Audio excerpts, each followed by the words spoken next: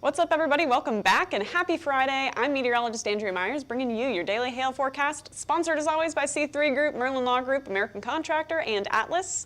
And they're in the description there for you as usual, so go ahead and check them out. Today, we've got more large hail on the table for West Texas. It's going to make a run at I-27 once again, so we'll see what it does. It's going to be pretty scattered, but we could get some large hail. And then into this weekend, we got Hurricane Lee making a run at the U.S. coast and potentially impacting New England as well as parts of the Canadian coastline. So we'll take a look at the track, what it's expected to do, as well as what impacts it's going to have rainfall-wise. Wind, not looking like too much storm surge, so that's a positive for you guys up there, but we're just going to take a look at Lee and everything it has to offer here. But before we get into our weather, come see us at the Atlas All-Star Stadium Tour. Next event is going to be September 27th in Charlotte. So come out and say hi to Derek and listen to what he has to say. He's going to be the keynote speaker at that. If you can't make it to Charlotte, no worries. We're going to be in Frisco, Texas on October 24th, so you can go ahead and see us there too. Now getting into today, we've got some cloud cover and some showers moving through central Texas right now. That's not going to be the bulk of the severe risk. What's going to happen is there's going to be more storms firing up through eastern New Mexico, West Texas, tracking off to the east again. And a couple scattered storms through that way could bring some severe hail as well as some gusty winds, maybe a tornado or two. Now up towards Minnesota, you can see that cold front really clearly there where all those showers are. And back behind that, we could potentially get a little bit of hail development. It's probably going to be pretty small since it's behind the front, but we could potentially get some tracking up through the Minneapolis corridor and then just maybe east of Duluth today. So we'll take a look at that. And then, of course, there's Lee. Not super symmetrical now on our visual satellite here, but, you know, back end's kind of starting to dissipate a little bit. But the front of that's got plenty of rainfall. It's going to bring up north as well as potentially some high winds. And again, we'll take a look here in a minute. So there's kind of your overall setup. Got that trough up in the North Plains, dropping that cold front through the central part of the nation. So it's 61 degrees right now in Minneapolis, 56 in Denver at noon central, 11 mountain time, and then almost 80 in Kansas City, 74 in Dallas. So got a pretty good temperature gradient going with that cold front, and we could potentially see a couple areas of storms associated with today's pattern. So here's your significant hail model down for Texas. Now, up north, it's a little bit chilly, and again, things are forming behind that cold front, so it doesn't get us super high values in our significant hail model.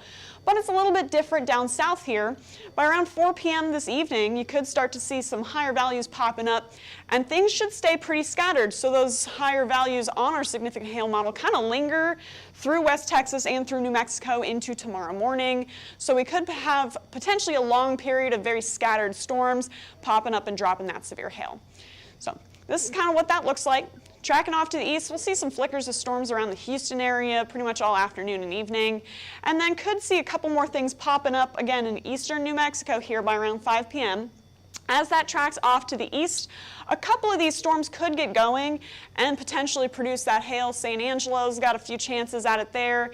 And then it's just all going to continue to kind of sink out to the east and then maybe cluster up, get real messy, windy storms and heavy rain into the overnight hours. So not looking too impressive in terms of storm coverage, but when those storms do stay isolated, we tend to see some larger hail. So it's kind of on the table with that. And then up for our Minnesota storms and Wisconsin, there it goes around 6 p.m. Central Time. And again, that's probably going to stay smaller just because the air out there is a little bit cooler, but could see some scattered hail with that, tracking off to the east again through the evening hours, and then in the early overnight, just after midnight, it should pretty much be limited to a few scattered showers, maybe a rumble of thunder here and there, and our severe threat should have pretty much waned off. So for hail today, got quarters possible up here in Wisconsin, Minnesota, and then a little bit larger down in Texas today, though that is going to be pretty scattered. So most of us are going to be in the low end. If you're in eastern New Mexico or far, far western Texas, you got a little bit of a better chance. San Angelo, Midland area particularly, got a few rounds of storms possible moving through there. So moderate chance for you guys. Could see up to some golf balls today, and again, can't say it enough, it's going to be pretty few and far between. And then for our quarters to half dollars risk up in Wisconsin and Minnesota, only city center in that risk area is going to be Minneapolis for today. And we'll see if something can hit you. It's going to be pretty low end for you guys up in the Twin Cities there. Now for wind, it's going to be down south here for our wind risk, pretty much from the northern part of the Texas Panhandle down into West Texas. Has a chance to potentially see some high winds into today. And then Dante, we'll get into Hurricane Lee here in a second, so stay tuned. But for Texas, we got some low end chances for scattered wind throughout the rest of the afternoon and evening. Then for tornadoes, it's really going to be just that little part of West Texas and eastern New Mexico where we could potentially see some larger hail with stronger supercells. If any of those get spinning, then could potentially get just a brief tornado out of that. Tucumcari, Midland, Odessa, and just to the west of San Angelo are going to be our risks for that. Then getting into tomorrow, we got that front that's moving through Minneapolis or Minnesota and Wisconsin into today. That's going to continue to sink out east into tomorrow. And then we got some storms developing through like Iowa, Missouri.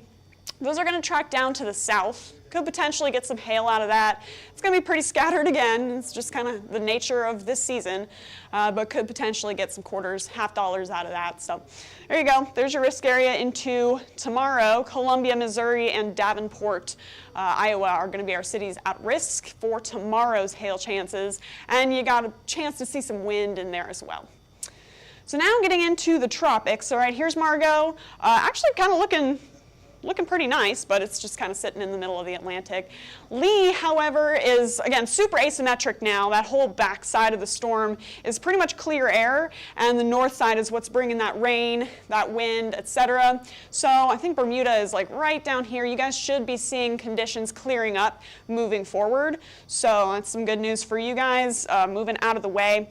Hurricane Lee tracking up north now, though, towards New England, towards parts of coastal Canada, and you guys are starting to see rainfall from Lee as it moves up that way. So, and then we've got this other disturbance out in the Atlantic right now, looking a little bit better than it did yesterday. It's starting to get, you can see that kind of rotation trying to form there now with that storm, and so we'll see if it can continue to get organized now. But this is actually now Tropical Depression 15, so we're going to see that track up to the northwest. So potential to see that drop down to a Category 1 storm in a couple days here. But this actually will make a run at Bermuda over the course of early next week, potentially tracking up towards a Category 3 storm, 115 mile an hour winds there by Wednesday. And then, again, potential to make a run at Bermuda, should curve up to the north before it gets to the U.S., but obviously we're going to keep an eye on it in case something changes. Now for Lee, that's a different story. Should continue to move up towards the U.S. coastline by this afternoon and evening. There it is by tomorrow afternoon. Still maintaining Category 1 hurricane status by the time it hits southern Canada. And forgive me, I don't know the provinces by heart, but should making its way south of Halifax here by around tomorrow afternoon. Category 1 status, still doing at least severe winds, so 58 miles an hour or greater in that little orange contour. And yeah, I mean, if Tropical Depression 15 continues off your way, potential to get some rain, and yeah, potentially more than just rain with that storm moving through. But again, we're really going to have to watch the track because it could potentially shift. So just stay in tune. You can watch Tropical Depression 15, or keep an eye on our forecasts, and we'll let you know what's happening. So this is tracking up north into Saturday, and then by Saturday evening, now a whole lot of Canada is getting at least tropical storm force winds. That's your yellow contour. And then we're still seeing those 60 mile an hour severe winds in that orange there. Same with parts of Maine. Now it should make a pretty quick and sharp turn off to the northeast. And as it does, it'll weaken pretty significantly, but a chance for a while there to see some at least tropical storm force winds with that storm. So appropriately, this whole area is under a tropical storm warning, and we got a hurricane watch in effect for parts of coastal Canada as well into early this weekend. So for your 40-mile-an-hour wind probability, 40 miles an hour is going to be your tropical storm force wind probability. Nantucket, by Saturday morning, could potentially be getting at least 40-mile-an-hour winds. Same with a whole lot of, southern New England and Canada there. Bar Harbor's got a chance, and then, all our Canadian cities here. And then as that continues to track up to the north and then eventually the east, a lot of folks in Canada are going to get a chance to see those tropical storm force winds, but we still have, again, Nantucket's in it, Bar Harbor's in it, even Bangor's in it. Boston and Portland should be just far enough to the west to potentially have this scrape by you and not see too much from it. But that's kind of the basis of your wind speed probability. Now, in terms of rainfall, not really looking like it's going to do too much heavy rain. I mean, St. Andrews could see over 3 inches, so that could do some small stream flooding and stuff. But as far as crazy hurricane rain, not seeing a ton of that through your Monday. A little under 1.5 inches in Nantucket, a little over 2 inches in Bar Harbor. Bangor is about 1.5 inches or so. So, seeing a whole lot of 1 to 2 inches of rainfall, a little bit higher if you're in far eastern Maine or, the central part. It's like St. Andrews, St. John area over here. Could potentially see some higher rain totals from this. So, for your key messages here, as Hurricane Lee continues to push up to the north, hurricane conditions are possible across parts of New Brunswick and Nova Scotia, but tropical storm conditions are going to be more likely across parts of southern New England, and that's potentially going to start this afternoon and last through Saturday. So looking at impacts of like downed trees, that could potentially spark some power outages around the area, and again, that urban small stream flooding. But as far as storm surge goes, right now it's not looking too intense. You're in the 1 to 3 feet category from the National Hurricane Center, and that's the lowest category they put out for storm surge flooding. So that's good news, but watching those tropical storm force winds and potential power outage through the area for Hurricane Lee. So that's what we have for you guys into today. You guys can go ahead and follow us on YouTube, Facebook, Instagram, Twitter, and TikTok. Hit See First on Facebook so you never miss a live video. Smash that subscribe button everywhere else. And go ahead and get in contact with us. If you want info on our products or your forecast, you can go ahead and scan that QR code up above me or click the link in the description to this video. And that gets you access to our severe weather live mapping products. If you want more info on those, you can give us a call at 855-334-4245, email us at info@hailtrace.com, or check out hailtrace.com for more details. And we'll be back on Monday to give you guys more info on everything inland and Atlantic that is happening